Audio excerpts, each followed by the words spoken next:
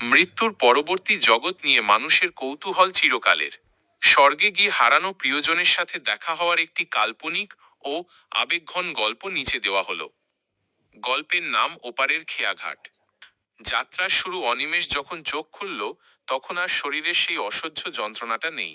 হাসপাতালের বেড, স্যালাইনের গন্ধ, আত্মীয়দের কান্নার শব্দ, সব মিলিয়ে এক অদ্ভুত নীরবতায় মিলিয়ে গেছে। তার বদলে চারপাশে এক স্নিগ্ধ মায়াবী আলো, অনেকটা শরতের ভোরের মতো, কিন্তু আরও উজ্জ্বল। সে উঠে দাঁড়াল। তার বয়স ৭৫ হলেও এখন নিজেকে ২৫ বছরের যুবকের মতো সতেজ মনে হচ্ছে।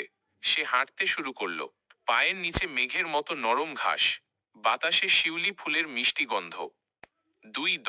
স্মৃতির পথ হাঁটতে হাঁটতে অনিমেষ দেখল সে একটা নদীর তীরে এসে দাঁড়িয়েছে। নদীটা ঠিক যেন তার ছোটবেলার গ্রামের বাড়ির সেই ছোট নদীটার মতো, কিন্তু জল এখানে হীরের মতো চকচক করছে। নদীর ওপারে একটা সাদা রঙের বাড়ি দেখা যাচ্ছে। বাড়িটা তার খুব চেনা। ওটা তো তার সেই পুরনো পৈতৃক ভিটে, যেটা অর্থের অভাবে বিক্রি করে দিতে হয়েছিল। একটু খেয়াল করতেই সে দেখল ঘাটে একটা ছোট ডিঙি নৌকা বাঁধা। অনিমেষ নৌকায় চড়ল। কোনো মাঝি নেই, কিন্তু নৌকা নিজেই ওপারের দিকে ভেসে চলল। ৩ কাঙ্ক্ষিত সাক্ষাৎ। ওপারে নামতেই এক অদ্ভুত প্রশান্তি তাকে ঘিরে ধরল। বাড়ির উঠোনে একটা তুলসী মঞ্চ, আর তার পাশেই বসে কেউ একজন একমনে উল বুনছে। পরনে সেই পরিচিত চওড়া লাল পাড়ের সাদা শাড়ি। অনিমেষের গলা কেঁপে উঠল। সে অস্ফুটে ডাকল, মা।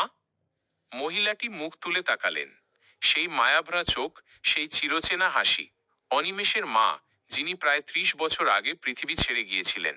মাকে দেখে মনে হলো সময় যেন তার জন্য থমকে আছে। বার্ধক্যের কোনো ছাপ নেই, শুধুই দীপ্তি।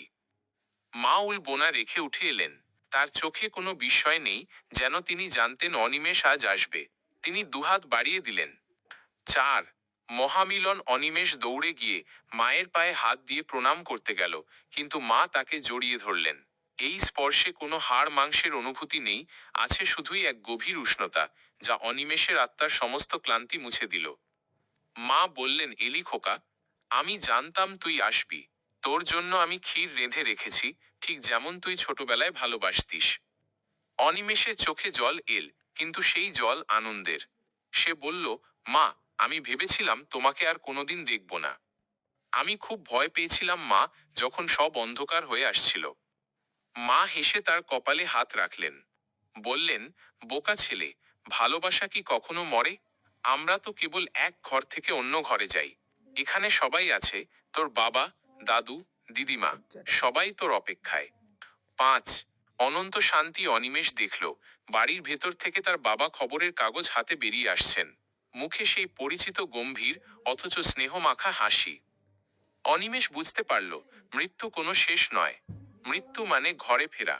সে পৃথিবীর সমস্ত পিছুটান, সমস্ত দুঃখ ভুলে এক অনাবিল আনন্দে ভেসে গেল। তার মনে হলো এতকাল সে প্রবাসে ছিল, আজ সত্যিকার অর্থে বাড়ি ফিরেছে।